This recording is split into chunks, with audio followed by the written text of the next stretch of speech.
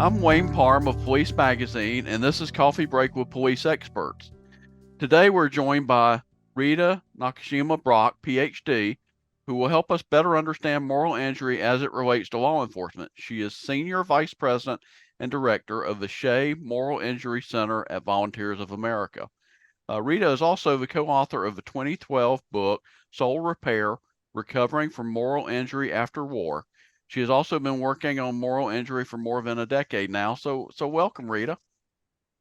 Thank you. It's great to be with you. And I know it's a great topic, and hopefully we can bring some new knowledge to people. So I think the first question to put out there is, what is moral injury?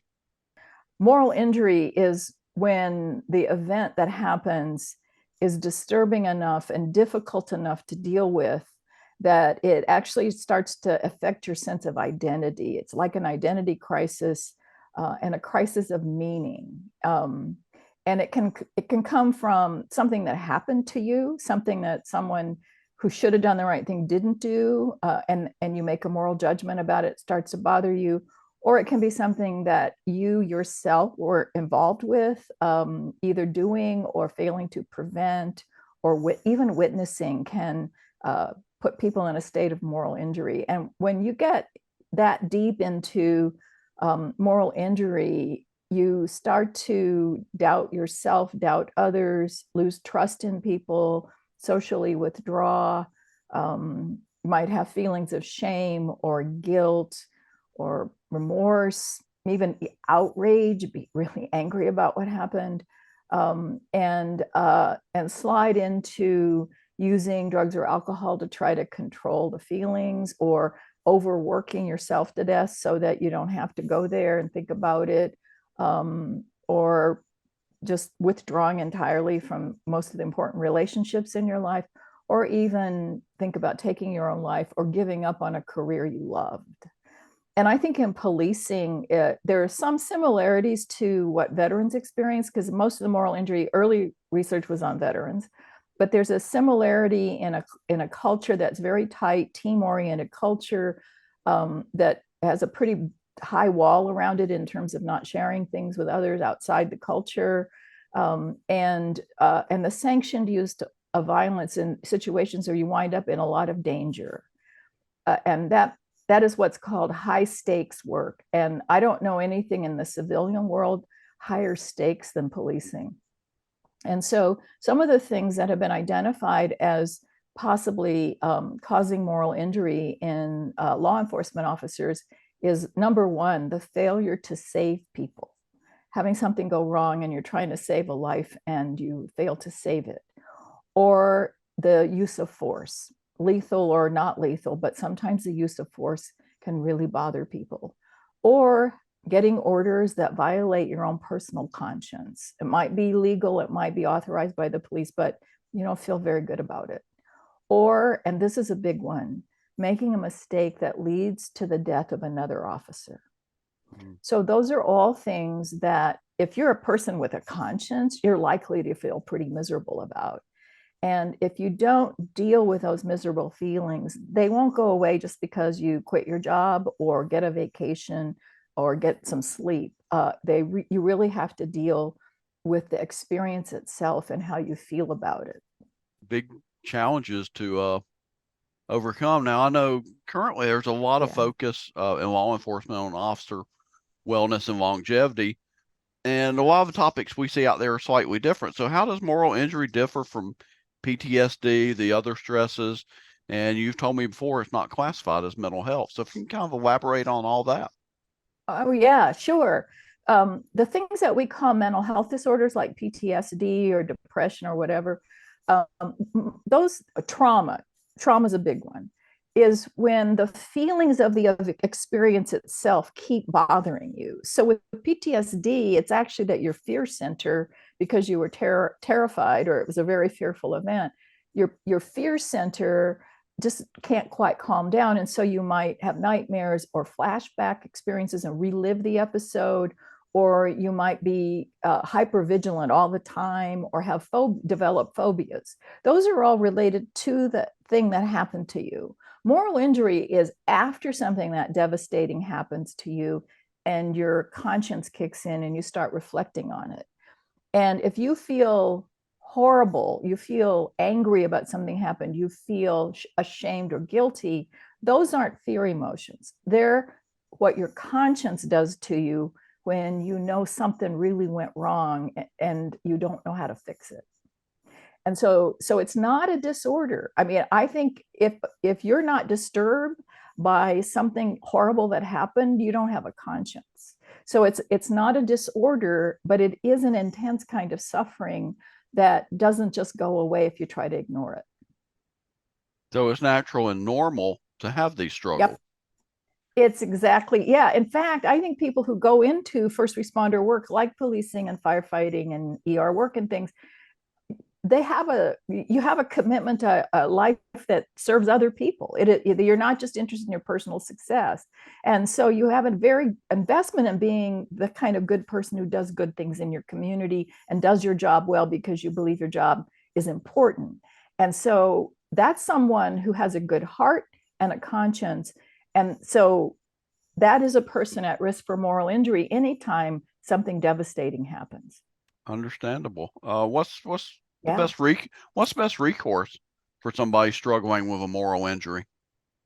There are a lot of ways that you can deal with it. Sometimes talking to a chaplain helps because a chaplain's job isn't to diagnose or fix you, but to listen to your heart and your spirit and help you find equilibrium. So talking to a chaplain can help.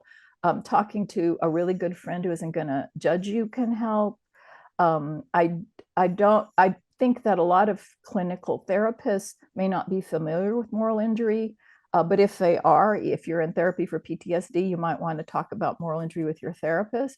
What we do at Volunteers of America that we've developed from evidence-based programs that we've used with veterans is we use a confidential small group peer facilitated process, because being with other people who do the same kind of work you do and understand what's happening to you, they're less likely to judge you and you can trust them to talk about the real things going on with you. Because in our veterans program, we had plenty of veterans who said, I said things to my peer group that I would never have told my therapist. It was just too hard. And so we actually have an online program called REST, R-E-S-T, with a number 4 first responders. So REST for firstresponders.com.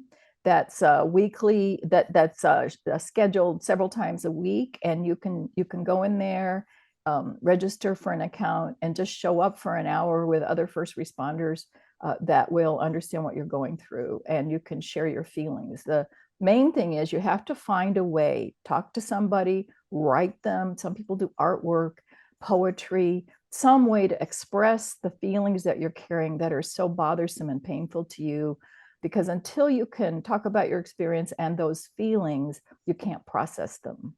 But once you begin to process, you'll feel better. And one good thing you've taught me before, the rest for first responders, those peer sessions, both free and confidential. That's right. No one has to know you went there. It's not therapy or nobody's in there to fix anybody. Everybody's there to support each other to get through the experiences they need to process. And so we train other first responders who want to do this work, and so some of our people have gone through the program and wanted to give back, and we have some retired first responders that are facilitators, but everybody's had some kind of experience in the kind of very high stakes work that first responders do. And of course we want our first responders to be there. We all depend on it. And the service I think that first responders provide is that often you see people at their worst and you get to help them. And the help is there for them through their peers. All they have to do is just reach out, or again, visit the Volunteers of America Rest for First Responders website, and they can find everything they need right there. Yeah. Yesterday I was talking to firefighters, and they were also talking about how they don't want to do their EAP programs because there are all kinds of reasons, and they feel stigmatized if they ask for mental health services, and then they also may not want anybody in their unit to know that they're going to go get help or whatever. And the value of rest, and those are other things that I wouldn't say you shouldn't do, but But the value of rest is if you just want to check in with somebody and you want to do it confidentially, you can do that with rest. Good, wonderful. Is there any way, I mean, it seems like an occupation where everybody eventually may face some kind of situation that could create a moral injury. Is there a way to prevent or lessen the impact of moral injuries when somebody goes through a public safety career? I think there are ways to prevent it in terms of having good leadership structures that are transparent and are supportive of people, and having people higher up in the system model the kind of self-care behaviors that they want their people to use, and even to be recommending things like rest to them. But and that's one way that helps, because then people feel freer to process, because if they do start to feel like they're feeling terrible, because holding it in is what makes it worse. That's the thing. If you when start to feel terrible and you have someplace you can go and you know it's okay and safe to do that, that's a way to prevent a worst case. So that those are all ways to help mitigate the impact of the kind of work that is inevitable in first responder work, that could be morally injurious. But I think there's not a way to prevent the experiences. It's how you respond to the experiences that can be helpful to you or harmful. And I'll put a bonus question out on the table. Do you feel Okay. like there are a lot of police and first responders who suffer from moral injury, but just categorize it, self-categorize it as stress or something else, and they're just not aware of moral injury? Burnout. Yeah, they're not aware of it. And I think that often burnout or those kind of terms suggest that if you just get a vacation, you can come back and be yourself. And if that's all you are, is that tired, that's true. But if you're also carrying this burden of a sense of moral unease, maybe like you failed, that something terrible happened you couldn't fix, that isn't fixed by a vacation. You really do need to process it to be your best self. And so don't sit on it.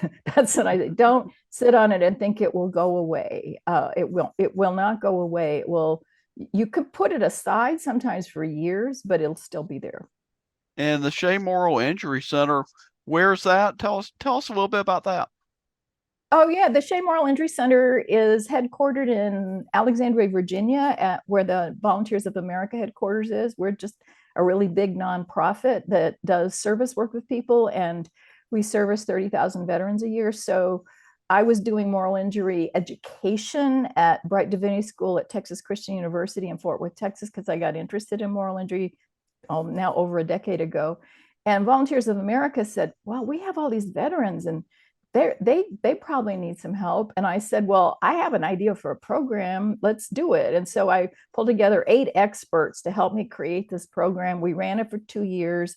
It was, our vets are largely vets who have been recently unhoused, are in transitional housing or low income housing, and have caseworkers and wraparound services. So we invented a 50-hour program for them that's just a lot of different kinds of processing to support them in getting over the moral injury they were carrying. And we had it was studied. We did it with 100 veterans. It was proven to be quite effective. And so we were in the process of expanding it when COVID hit, and it's an in-person program. So we had to stop it and suspend it.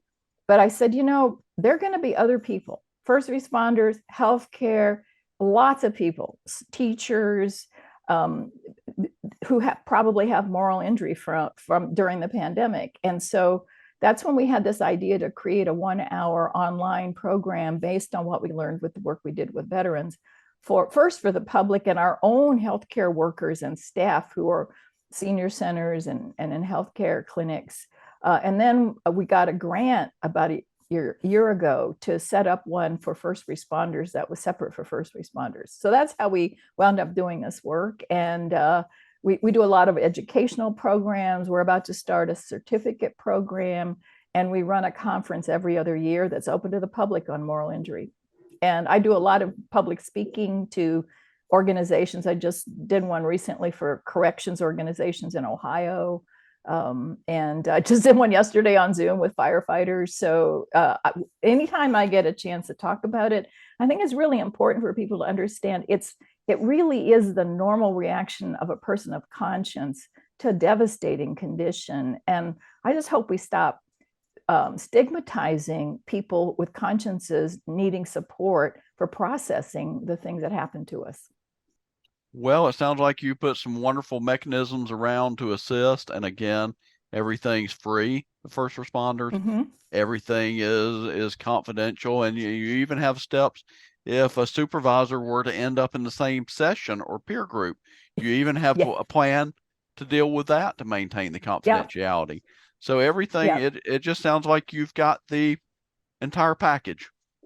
Yeah. And actually, if you've got a buddy or a team, even, you can all come to the same session if you want to bond with each other and not just with people you don't know.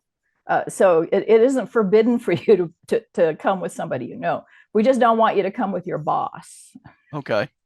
Well, I think it's Yeah. definitely a wonderful plan you have out there for people and first responders, law enforcement, and otherwise. And of course, military veterans should be sure to check it out sometime soon. Yeah. And We have groups for veterans at rest, voa.org/rest. At that address, we have sessions for veterans.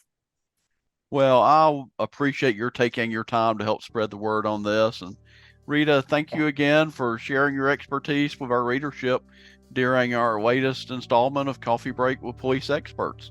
Thank you.